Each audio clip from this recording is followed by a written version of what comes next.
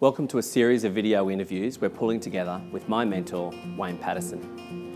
At the age of 58, Wayne was diagnosed with motor neurone disease. There is no known cause, no treatment, and no cure.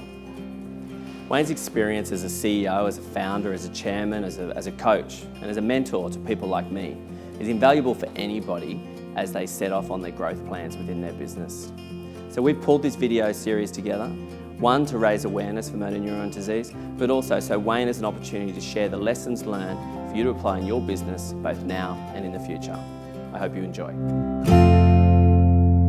So Wayne, welcome, and thanks for being a part of the video series. Thanks, John. It's a great idea. Now, your experience from CEO to founder of your own business and chairman and mentor to people like myself, has led to you now, your legacy, I suppose, coming back to a fatrabbit book about a children's book. Tell us the story behind that and how that came about.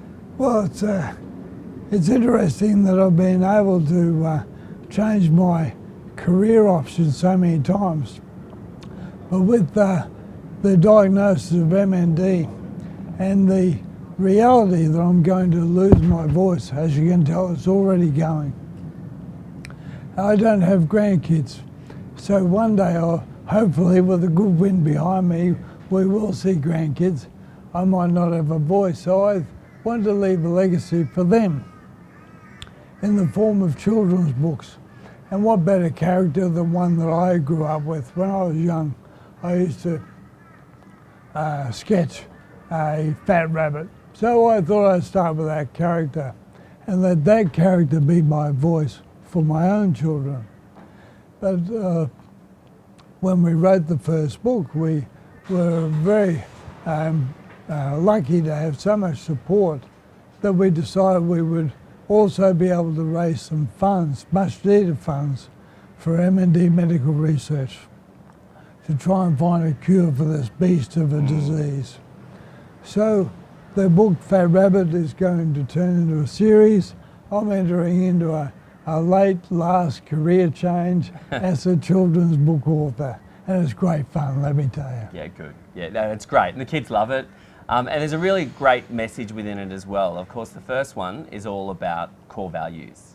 Obviously something which you've probably learned a lot about the importance of in your business career, and now leaving that legacy and that message behind. So tell us about how core values have played an important part in your business career. Well, you're right. We've spent a lot of time in my past, and you and I have spoken about this many times, the importance of an organisation's culture. And a key driver of any culture is the core values of that organisation. Unfortunately, all too often, we don't talk about them, we don't recognise them, we don't share them. So we might have core values, and most organisations do, but by missing the opportunity to capture them and document them and blueprint them and really explain how they work and how you're going to be successful around here, you're missing a wonderful opportunity to drive your culture in a positive way. Now, while you're a small organisation, one or two people, those values that you need in that organisation are going to be there in manifold. But as you grow your organisation size, it's so important for you to start thinking about what are the values that we stand for. The behavioural norms, deeply held beliefs that drive behaviour in this business. Yeah, it's such an important foundational layer of culture within a business, isn't it? It is. I remember when we started talking about it, we were talking about the rules of business within the business, as in what's acceptable behaviour, what's not acceptable behaviour, and that obviously leads to a culture where everyone knows what they do. At Depot, we have as a result of our discussions, we have what we call our That's Depot statements. And they are a real mesh of values and rules and acceptable and not acceptable behaviours.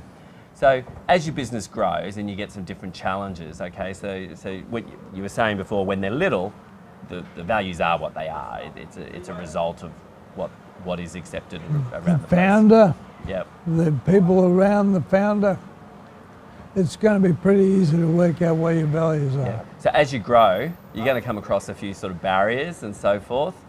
Maybe someone's going to challenge those values. Maybe there's going to be some people who don't behave within those values. How do you deal with that situation? Well, look, I'm a firm believer in not having any surprises in business.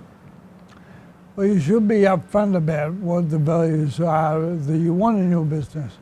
And some organisations treat this in different ways. But I took my learning from an insurance company I worked for called AMI, Yep. car insurance Yep. company, very successful. They had a bit of a problem with their culture, and what they decided to do was go back to the basics and agree what was non-negotiable Yeah. behaviour. Certain things around here you can get away with, Yeah. other things you cannot get Yeah. away with. And they chose things that were going to drive the behaviour they needed in their business. So they chose things like respect for others. Yeah. They chose things like sense of urgency. They chose things like looking at putting yourself in the customer's shoes. They were very important values for that company. And they said, once we decide what these values are, we're then going to stitch them through the very fabric of this organisation. All of a sudden, the values started to appear in the things like performance reviews. Yeah. All of a sudden, the values started to appear in selection for new recruits. All of a sudden, they were in reviews for the first few weeks of integration for Yeah. new staff. Yeah. And over time, it doesn't happen overnight, John, as we've talked Yeah. about many times. But over time, the values and the way you're delivering those values and stitching them through the fabric of the organisation starts to work. Yeah. And all of a sudden, people, your workers, people that you've employed, you've introduced to the values, all of a sudden you hear them Yeah. picking up someone else in the organisation. Hey, Bob, that's not part of our value Yeah. set. Well, I love how the team hold me accountable. That's right. You know, that they can turn around to the managing director and they'll turn around and they go, that's not Depot. So it's a Yeah. lot more than just I suppose, a motherhood sort of statement. It helps to have them visible and on the wall and that type of thing, but you've really got to have it ingrained in everything you do. Yeah, and here's a tip.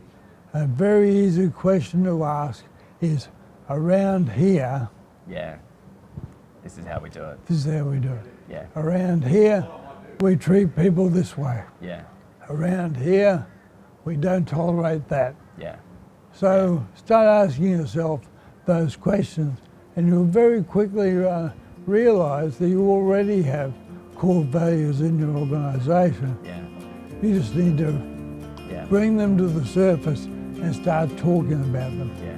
If you'd like to support Wayne's cause, and in particular research into MND, you can buy a copy of the Fat Rabbit books at carrottopisland.com.au. You can donate at mndandme.com.au. And if you enjoyed this video, you may enjoy the others in the series, the other 6, which are all available at businessdepot.com.au.